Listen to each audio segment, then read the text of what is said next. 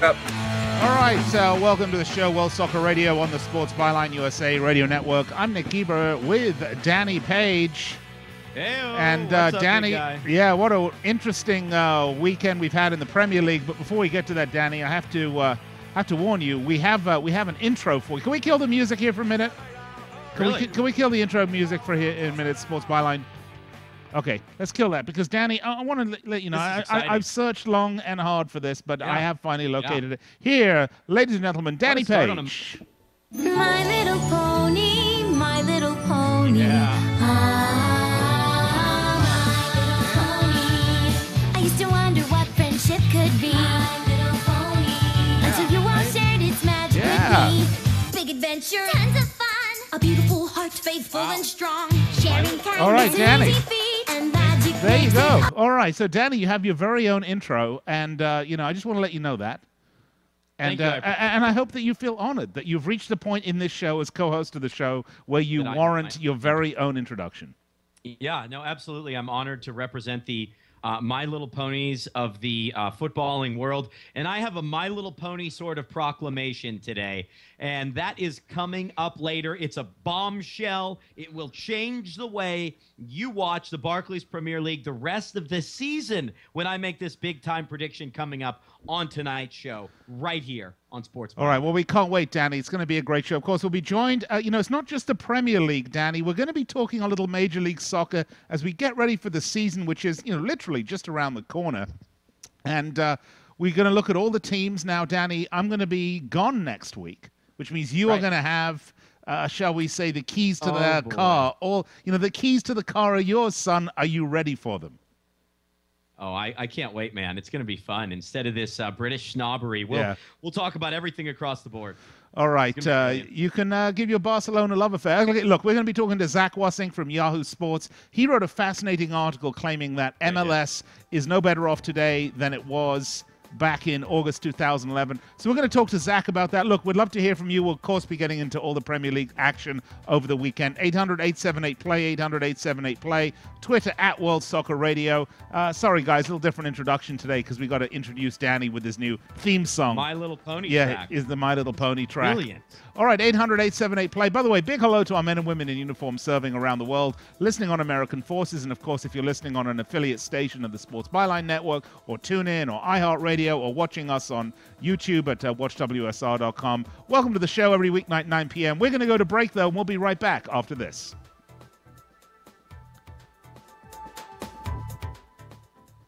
Hey, develop.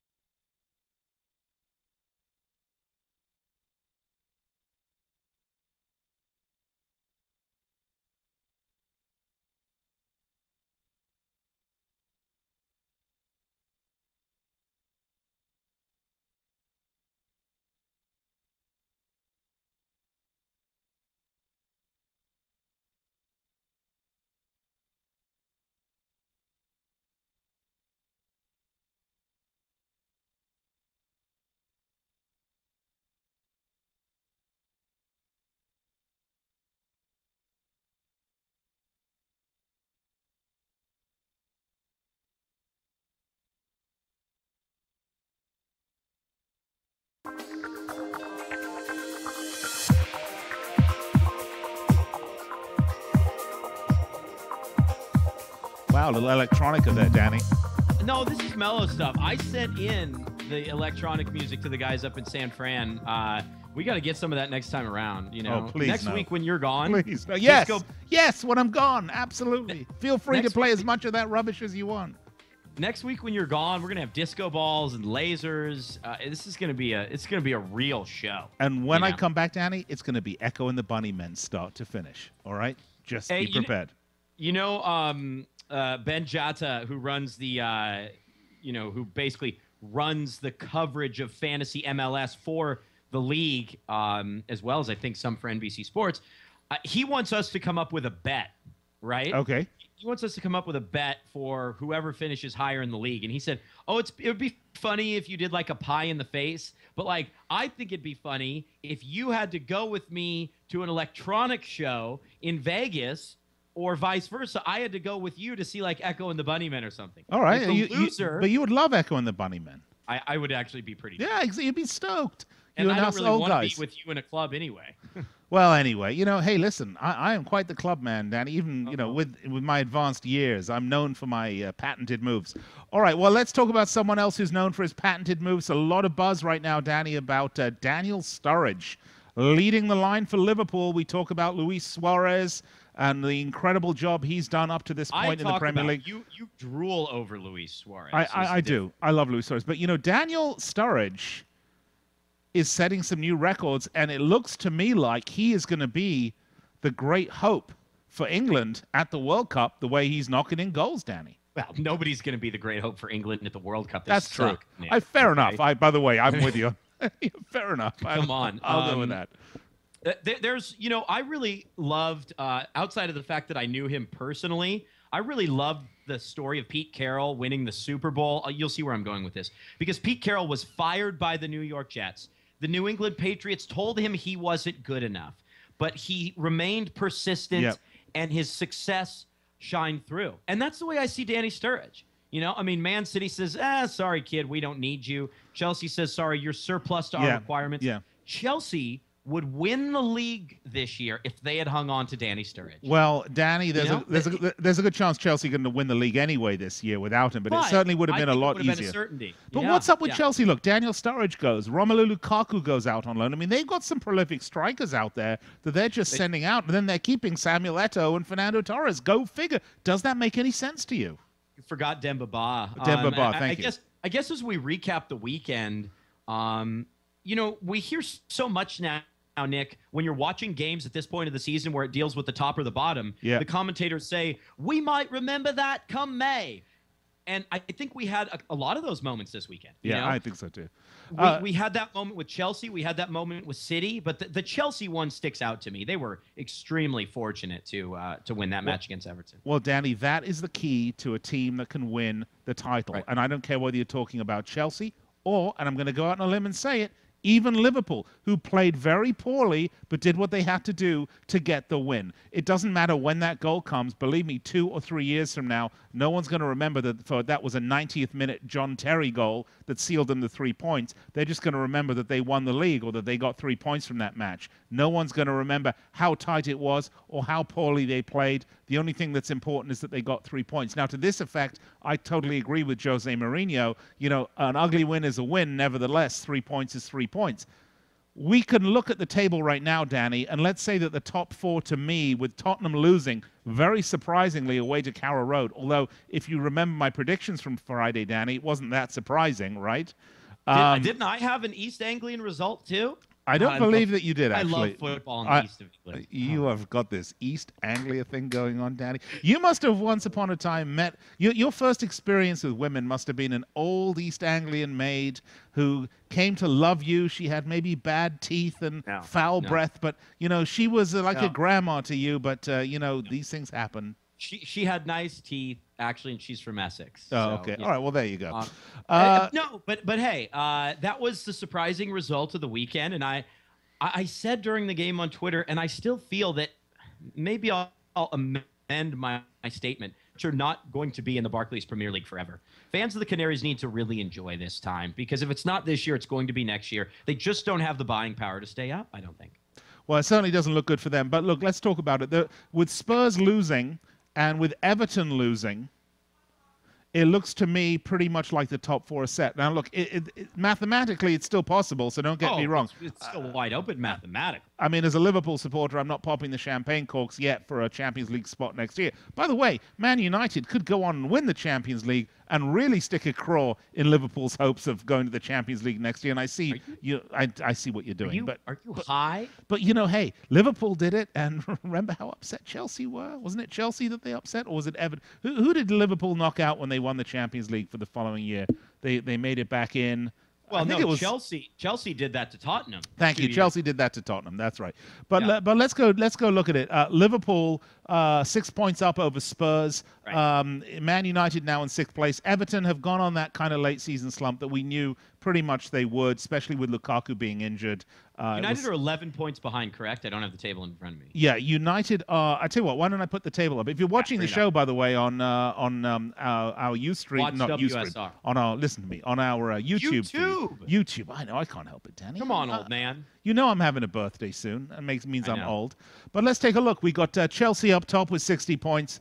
They're only 1 point up above Arsenal, of course. Man City right now have the game in hand with 57 points. And then you got Liverpool with 56. Now, obviously, look, everyone talks about a game in hand, but I would challenge you to find any Premier League or any manager of any club that would wants the game in hand versus the points in the bank. So who's the game in hand against? I don't remember. It wasn't. It's against Sunderland. Sunderland, right? Sunderland. It's against Sunderland. Yeah. So I mean, one would assume, right? One would assume 3 points. That's 3 points. Okay. But where it sits right now, with Liverpool only 4 points behind the leaders, and with Liverpool, if you look at their goal differential, by the way, is a plus 35. It's second only to Man City. Going to get very, very interesting here right now. Of course, Spurs currently sitting in 5th spot. United in 6th spot. There's 5 point gap between 5th. Looks to me, Danny, at this point like the race is really the race pretty much for the Europa League spot, which is kind of like the booby prize because no team. By the way, I take that back because I think if there are any 2 teams in the Premier League that would actually look at the Europa League spot and say, "Oh, I want that," if I can't go to the Champions League, it is Spurs or United because either one of those could win that tournament. And they can handle it, yeah. And they can handle it, right? So it's not a booby prize for them. We'll find out about Tottenham coming up on Thursday, obviously, because the Europa League, they play back to back, right? Because they have a round of 32. They're involved in right now. To me, here's the key figure as far as the race for 4th, as far as the race for 1st, Nick. You know what that number is? What's that? 40. 0. 0. It's 0. And you know what 0 is? 0 is the number of matches Liverpool have to play outside of the league. 0. 0. Okay. Right. City have at least 1 match left in the league and probably a couple in the cup. Well, no. We know that we have one match. I'm sorry. A match in the Champions League. They got League Cup. And then cup matches. And then they have the League Cup final. Right. Arsenal, same thing. Chelsea are going to go on a deep run in the Champions League. United, Tottenham still have European commitments as well. Liverpool have nothing. I'm wearing the Liverpool shirt today, Nick. I think they're going to win the league. I swear. I think they can do this. And it sounds nuts. It sounds crazy. But I think if you get a result against Southampton coming up here, they play the bottom of the table and the top of the table. And those are the teams they beat. But they also play City and Chelsea at home. Those are 2 huge matches. Exactly. Exactly. They win those 2 matches, anything's possible, Danny. And they can go to United and win. I mean, they play those 2 at home. And again, they do well against the bottom of the table. I think the key matches for them in a lot of ways are Southampton coming up on Saturday. It's the 5:30 kickoff. And then coming up again in April is West Ham United. But, trips to Norwich and home matches to Spurs, a trip to Cardiff. This is set up for them to win the league, Nick. This is set up for them to win almost every game in the run-in. And I know a lot of people are saying, well, Liverpool's defense is too shoddy to win the league. But I'm going to talk about that, and I'm going to tell you why you need to look at history and realize that really isn't so. Because even though it is poor defense, no doubt about it, Danny. But I'm going to tell you why that shouldn't stop them from winning the title if we look at history, not too distant history. All right, Nick, Eber, and Danny Page with you, 800-878-PLAY. We're, of course, talking about the Premiership. Coming up in about 15, 20 minutes, we're going to get Zach Wassink on the phone from Yahoo Sports and talk MLS. Don't go anywhere, folks. We'll be right back after this.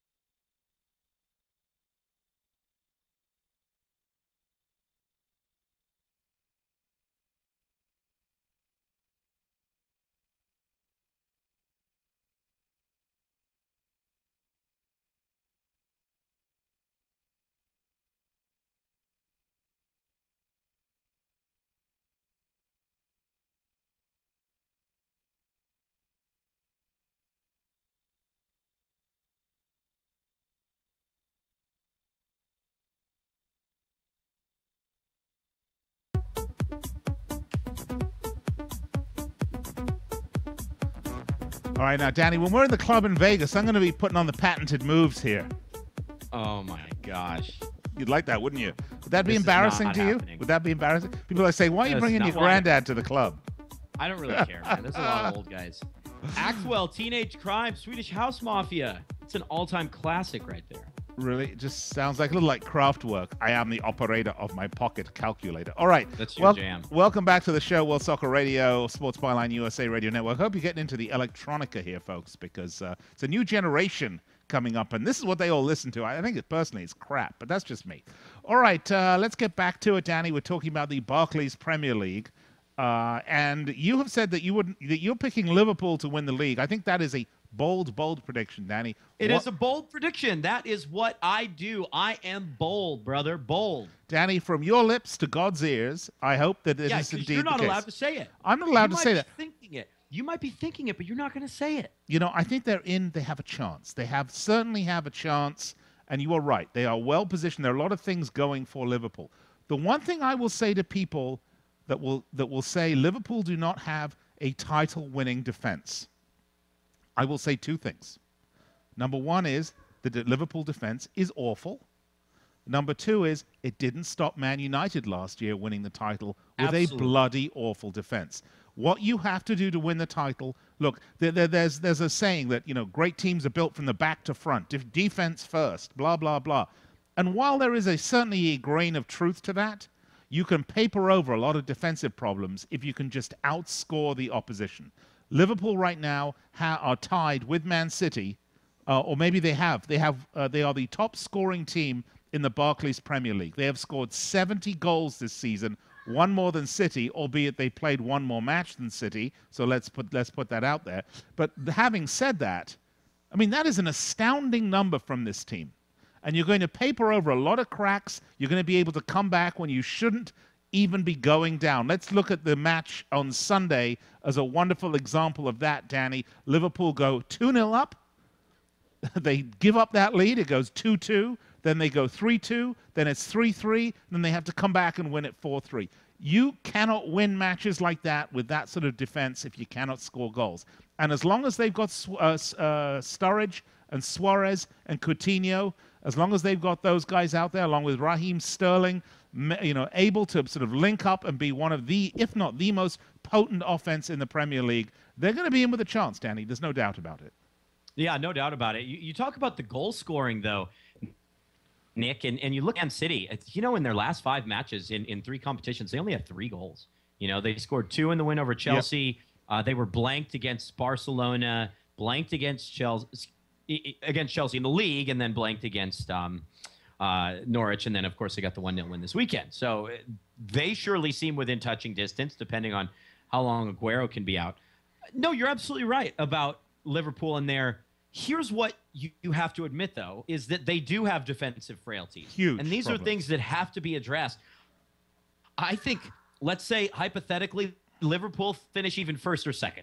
Let's say that they are one of the top teams in the league. They're into the Champions League automatically proper. You know, no issues there. They have a lot of work to do to be able to go on a run in the league and retain their status as a top 4 team. I mean, you're talking big spending. I think Sacco will be really important when he comes back. Lucas Leiva, I feel like you can't really trust him anymore. I think they need to, in some ways, rebuild a couple pieces of that midfield. Gerrard is effective, but he's not going to be that much longer. I think they have a ton of work to do. No, Danny, let's say that this is their Champions League, that they've earned that berth. They just have a lot of they have to have a very savvy and well-spent summer. You know, Danny, the biggest problem with Liverpool is that the style of play that is scoring them all these goals is the style of play that is really stressing out the defense.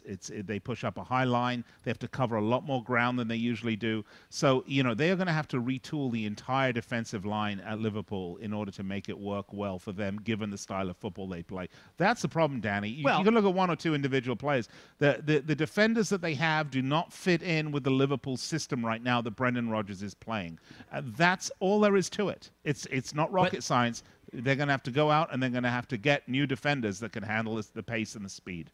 But correct me if I'm wrong, Brendan Rodgers has never managed in Europe. And obviously he's managed in the continent, but he's never been a manager for European matches. And I think that one thing the big teams learn is you have to adopt a very different style for European games.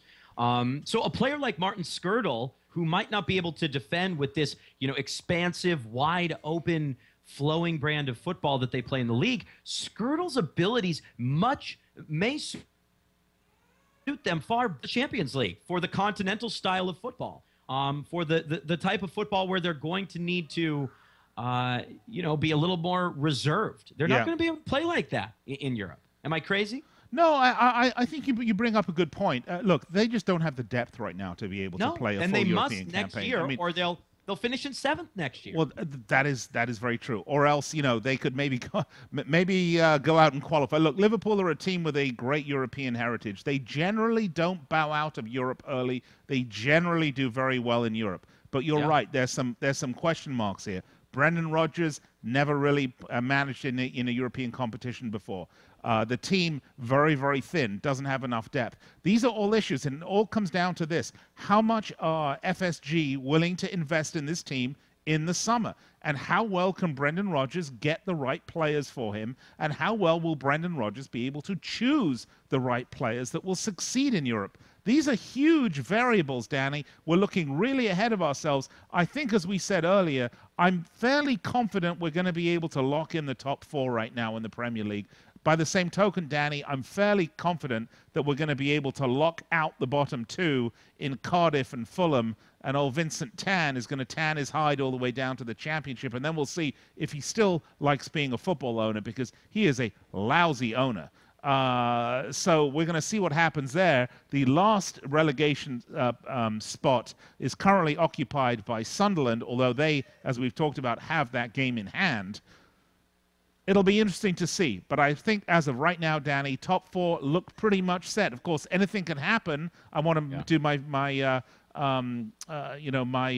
announcer where he always hedges his bets. Anything can happen, but right now it looks pretty much like top 4 and bottom 2 are set, which means we're looking for the race for the title, and we're looking for that 3rd relegation spot.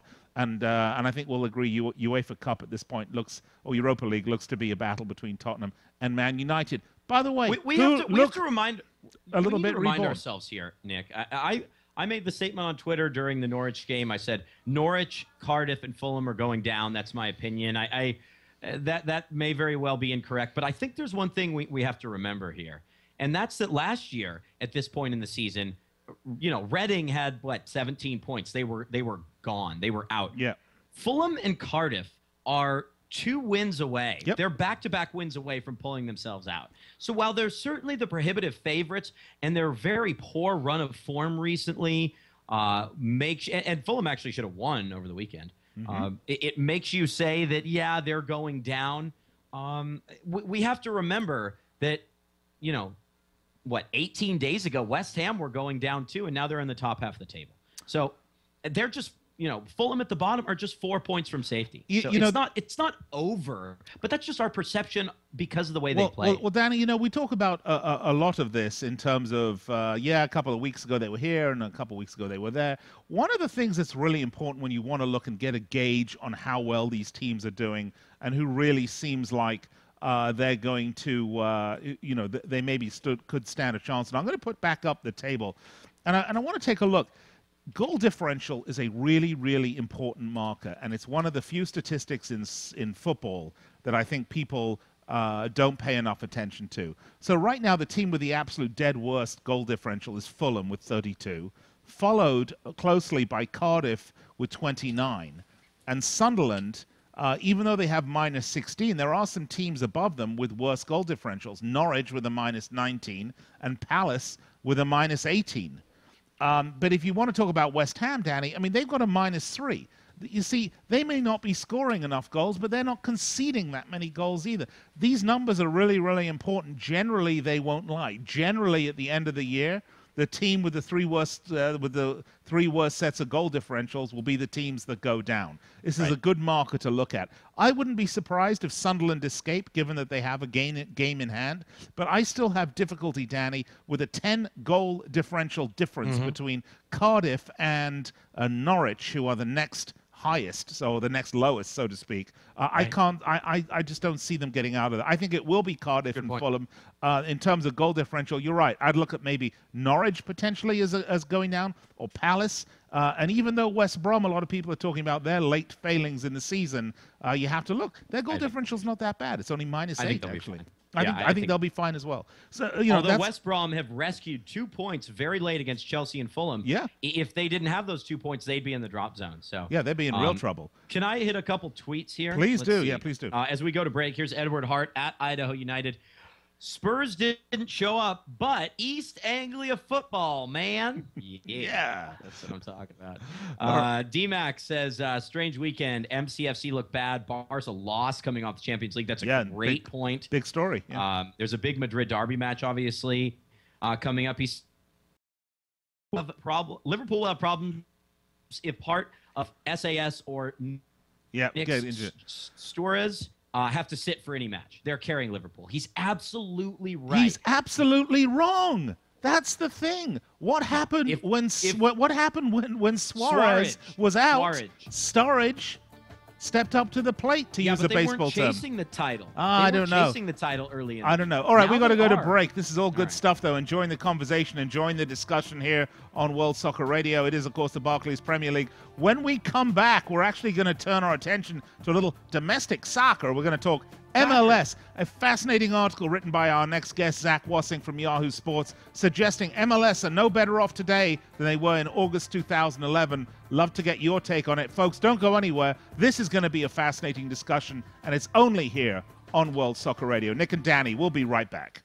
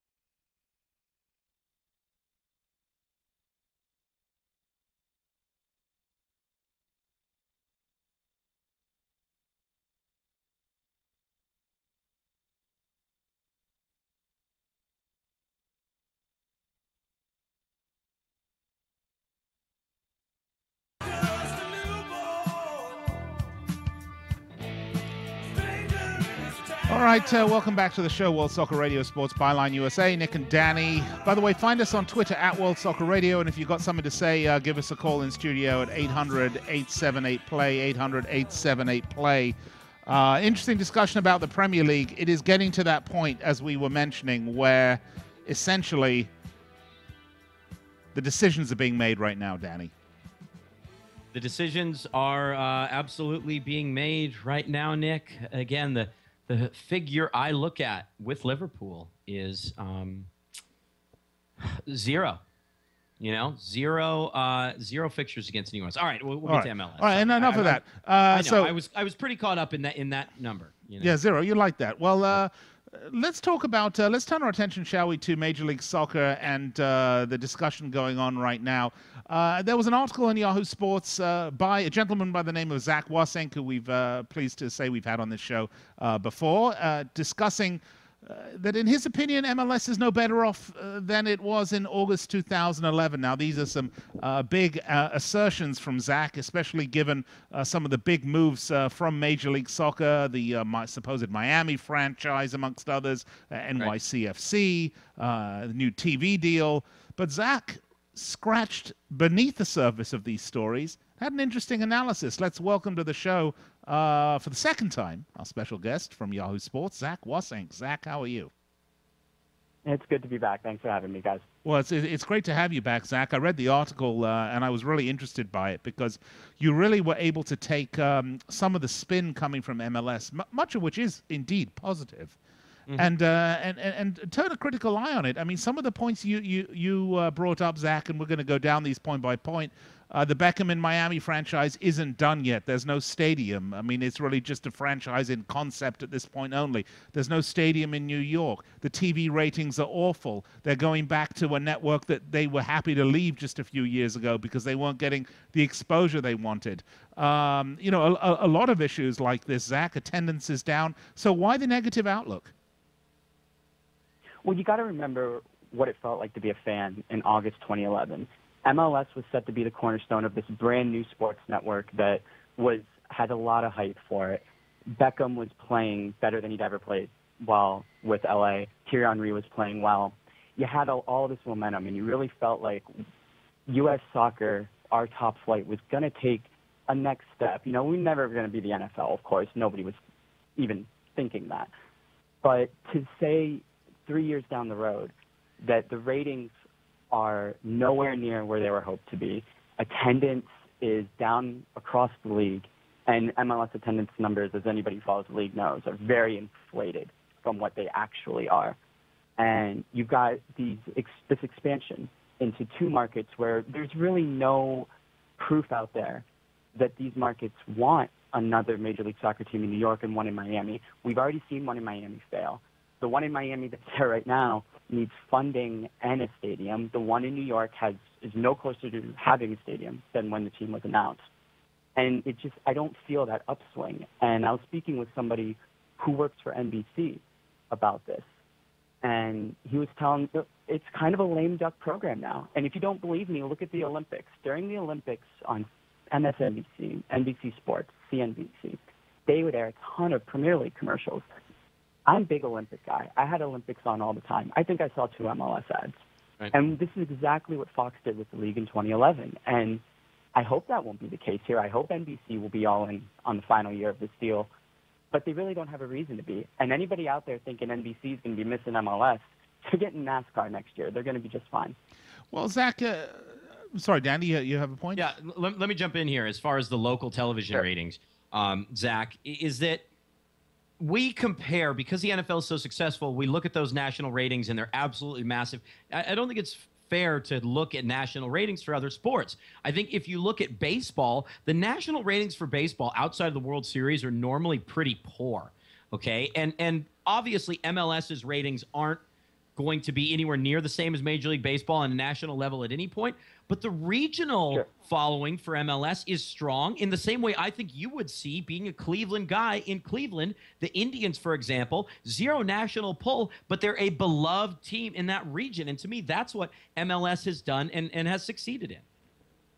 Yeah, but just like with the Indians, the problem is people aren't going to games. Yeah. You know, the Indians all had 10,000 people, and that was when they were winning 9 in a row at the end of the year. They had to beg people to go to games. And, you know, just look at part of the problem, honestly, is weather. Like, go back to last season, we had a chilly spring. Chicago, we're getting, Fire were getting 5,000 people. Red Bulls were getting around 10. So that is part of the problem of the big number being down. But, and again, I don't want to compare MLS with NFL, but when your ratings are lower than WNBA games, it's a concern. And I don't think that it's wrong in voicing that opinion. And now you're going to Fox Sports 1 and Fox Sports 2, and their shows are they're tanking completely. Fox Sports 1 got like 7,000 people to watch one of their primetime shows last month. Yeah, that's pretty horrendous. People out there thinking FS2 might not even be around in 2 years, and they're going to put MLS games on there. It's kind of a worry for me. Right, and of course FS2 is not even available in HD via most carriers. But you know, Zach, you bring up a good point. There are a couple of good points in what you brought up. Number one is, I was reading an old, and it's funny how this sort of all works, because I was trolling for some particular time with the LA Galaxy way back when, the numbers were always slightly inflated. The amount of tickets sold wasn't necessarily the number was same number wasn't the same number of people through the turnstiles. But this is becoming a bit of a problem in soccer in America in terms of overinflation of gate. Number one.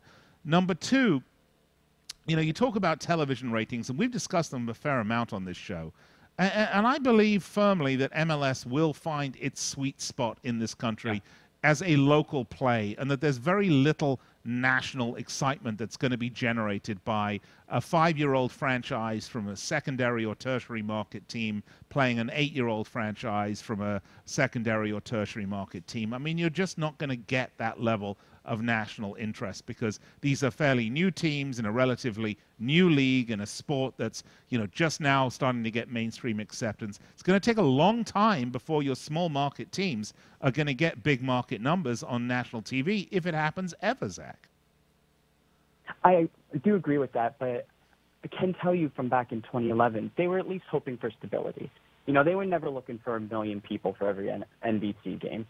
But to watch the numbers go from, I think, I'm trying to go off memory, like 120,000 for a Saturday night game in April, and now they're down to like 80,000 on their early season, mid-season game.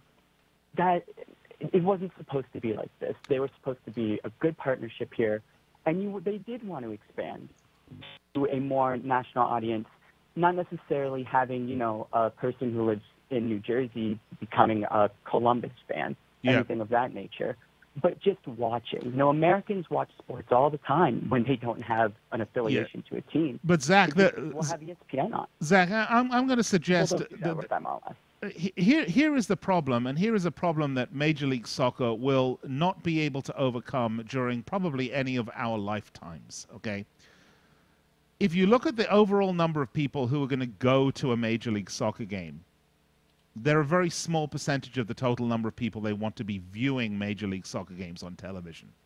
Because there's such a preponderance and availability of top-level global football on television today, Champions League, Premier League, La Liga, you can see Ligue 1 these days. I mean, you can see just about every one of the world's top leagues live on TV, promoted in beautiful HD.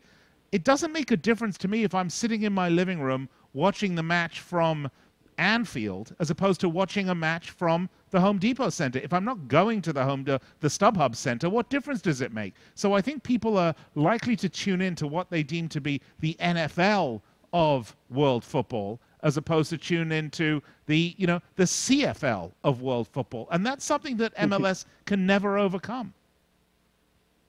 Well, we talked about this the last time I was on. Watching the Premier League is about the easiest thing an American sports fan can do. You wake up, you have your coffee, hey, there's a match on. Yeah. MLS, you have to do work. You have to, is it on ESPN or NBC? Is it on Saturday, Friday, or Sunday? There are a lot of reasons why the ratings aren't getting better. And I don't know, we'll see over the next 8 months or so when Fox unveils bit by bit their plan. But I really hope that one night a week, same time slot thing is part of that, because that's how you grow any television audience, sports or non-sports. But again, not competing against the NFL, not having your cup final go against the SEC championship game. These are simple steps we can make. And that's the one I always throw out there is the SEC. So here's my question, Zach, as we wind things down. Why does the league keep adding teams? Why does the league keep expanding? I mean, to me, there is a part of the league that is quite healthy. Oh, I agree. But yeah, I agree 100%. We know why New York FC are coming. Don Garber's dream, and that's fine and all. I don't know why we have to go beyond 20. It's almost as if those in charge of MLS don't know about the National Hockey League and don't understand that when you expand too much, when there's not a demand for the product, it waters down the game and people stop going and stop watching. To be honest, the NHL could contract 2 teams right now and the league would be a lot better. And I'm kind of I'm looking at MLS the same way, that I think we're going to hit that point in 5 to 10 years. We're going to look at a couple teams and go, do we really need them? Are they helping the cause? Right. So then the question is, why resuscitate Chivas USA? They're a struggling franchise. They never got anyone through the gate. Why not move that existing team to a different market? By the way, Zach, you and I in agreement about that. But if you look at the status of the franchises, I mean, Orlando's having trouble getting their new stadium funded. Miami has no new stadium, and I think they're going to have trouble getting one funded publicly. And New York currently doesn't have the land to build one. So the three sort of new big ones, so to speak, the three new big franchises, I think are off to a rocky start. Here in New York, I'll tell you right now, there's no buzz for this team. They try real hard, and this is not the fault of the team. They're on social media. I think that in that realm, they do very well. But they had an event in the city this past weekend. There was a couple people from MLS. I was told like 10 to 15 total showed up. It wasn't even a thing. So there was no demand for this. This was not Philadelphia, where there were supporters groups that were demanding that they get their own club, and they fought for it, and they won it. This is not organic at all. And it's two different ways. Look, they could both work. You could have organic and then one created by the league, and they both end up working well. We've never seen this before, so we don't know that it's going to work. Well, ask me in 5 years. If they have their own stadium and they're selling out, then MLS showed that you can have two different ways to build a franchise. But I have serious doubts about it. Well, Zach, final note. I agree with you in that regard, because the one thing MLS has done successfully for the last five franchises is bring aboard franchises with existing fan bases, and that's been their ticket to success. They now seem to be kind of going a different way again. I question it. Zach Wassink, Yahoo Sports, a great article. You can find it online. It's called MLS No Better Off Now Than It Was in August 2011. Zach Wassink from Yahoo Sports. We'll love to have you back on. An absolute pleasure. Thank you so much. Thanks, man. Thanks for having me and not making me talk about Tottenham. I appreciate it. There we go. Next time, I promise. Next time. All right, World Soccer Radio Sports Byline USA, Nick and Danny. We're going to be right back after these messages and wrap it all up here. Get you ready for tomorrow. Champions League, right? Yeah, and tweets. Get your tweets in, all right? I'll read some tweets here as we close the show. Champions League coming up tomorrow. All right, we'll be right back after this.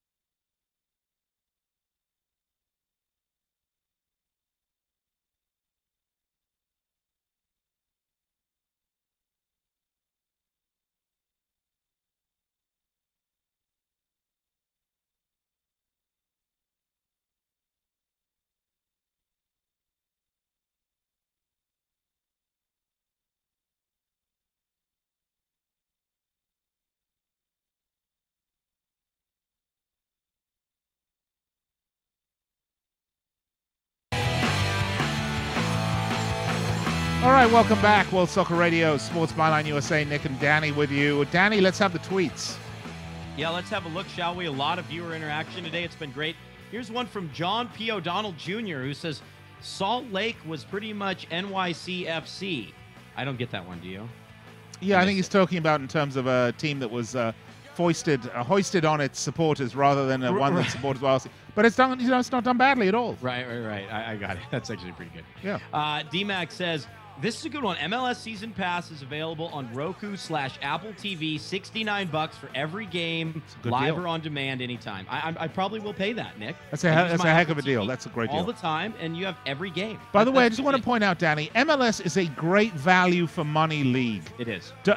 Don't think otherwise. It doesn't cost that much to go to games. You have a great day out at the games. I think the games are entertaining on TV. They're available just about whenever you can find them. You have to make an effort for them. But there's good value.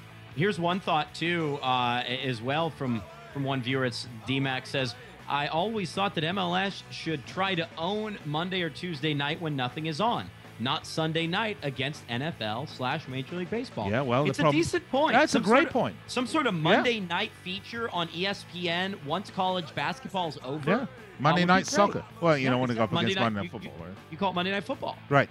But, the thing is that the folks that run MLS are generally sort of ex-NFL guys, and they have difficulty seeing that, which is one of the reasons we don't have flex scheduling in the playoffs when we should. But anything else, Danny, or is that about the best ones? That's pretty much it, man. We got the Champions League coming up tomorrow. Yeah. There are 2 matches tomorrow. One, a noon Eastern kick, as Borussia Dortmund goes to Zenit, and then United head to Greece at 2:45 Eastern to take on Olympiacos. All right, Danny and I will be with you tomorrow live from Las Vegas. Yep. You want to check that out. All right, we'll be back with you tomorrow, 9 p.m. Eastern Time, 6 p.m. Pacific, right here on this very network. And speaking of this network, folks, keep your dial right where it is. Coming up next, an absolute legend of the game, Mr. Ron Barr, one of the greatest radio broadcasters in ages, in history. Coming up next. No, really, Ron's an absolute legend. So be sure to stick around and check him out here on the Sports Byline USA Radio Network.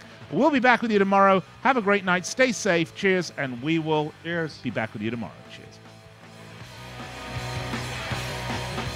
You guys have a good night. You too. Cheers.